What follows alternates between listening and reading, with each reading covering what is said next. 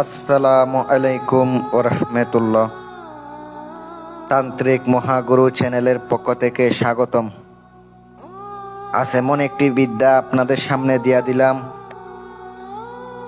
এমন একটি মারাত্মক শক্তিশালী বিদ্যা আপনাদের সামনে নিয়ে আসলাম,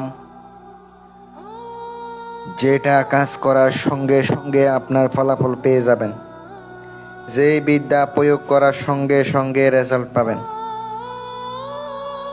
এমন একটি মারণ বিদ্যা নিয়ে আপনাদের সামনে হাজির হলাম।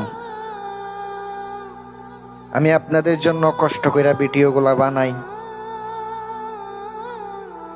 অত্যন্ত নিখুঁতভাবে মন্ত্রগুলা লিখে দিই, ডায়েরিতে লিখে থাকে, ওখান থেকে আমি আপনাদেরকে কষ্ট করে লিখে দিই। নিয়ম যেন সবাই পারেন, সহজ ভাষায় আমি আপনাদেরকে নিয়ম দেব। অনেকে আমারে বলেন আপনার বিদ্যাগুলা কঠিন, কিন্তু ভাই কঠিন না, যদি পারেন তাইলে সহজ হয়ে যাবে ইনশাআল্লাহ। শত্রুর জ্বালায় পারতেছেন না, কঠিন বিপদে আছেন, আজকের বিদ্যাটা একবার প্রয়োগ করে দেখেন না। আমি সাইফুল কবিরাজ এখানে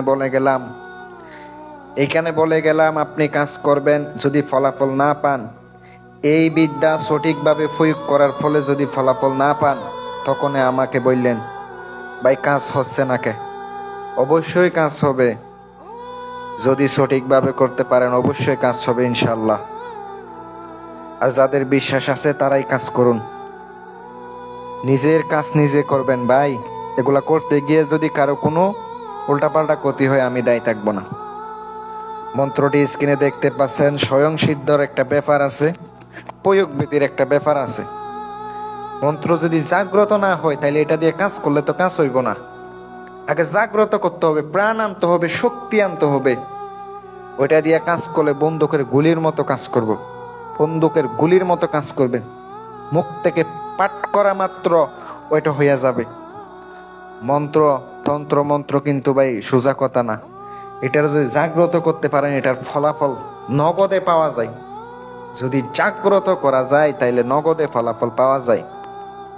দেখেন মন্ত্রটি স্ক্রিনে আমি দিলাম। নিরামিষ খাইবেন, শনিবার অথবা মঙ্গলবারের দিন উত্তরমুখী হয়ে পাক পবিত্র হয়ে আগরবাতি ধূপ মোমবাতি জ্বালিয়ে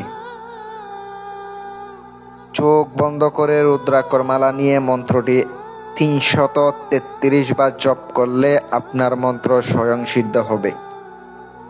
অবশ্যই গুরুর অনুমতি নিয়ে কাজ করবেন।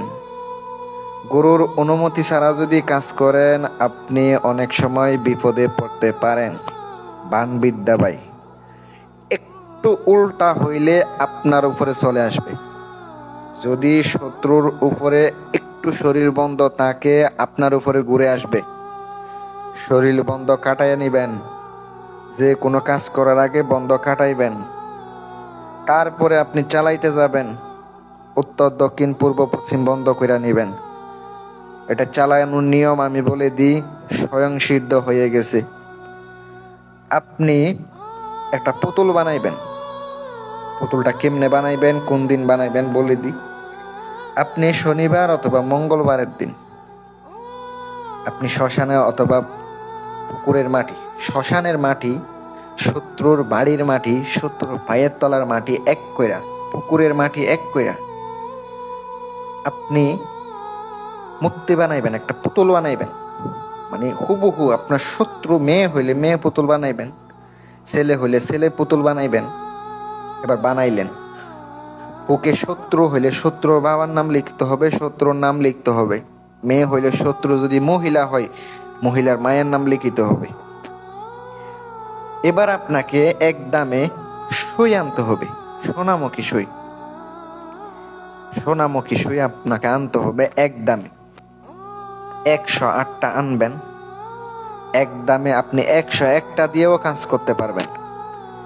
আপনি বসবেন, গোলাপ জল ছড়াইয়া ছিটাইয়া দিয়া তুলসী পাতা দিবেন, দিয়া মন্ত্রটি একবার পড়বেন, একটি ফু দিবেন, শুয়ে ফু দিয়ে আপনি বুকের মধ্যে পুঁতে দিতে হবে। সারা শরীরে 101টা পুঁতে দিবেন। এটা পুঁতে দেওয়ার পরে সোজা আপনি কলা পাতায় রাখবেন, এটা অবশ্যই কলা পাতায় রাখতে হবে, মনে রাখবেন।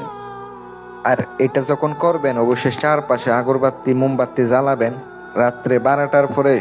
শনিবারের দিন, শনিবারের দিন রাত্রে 12টার পরে কাজ করতে হবে।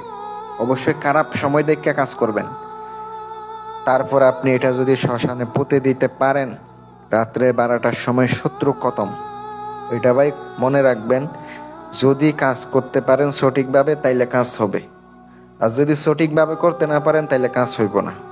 ভালো থাকবেন, চ্যানেলটি সাবস্ক্রাইব করবেন। আল্লাহ হাফেজ।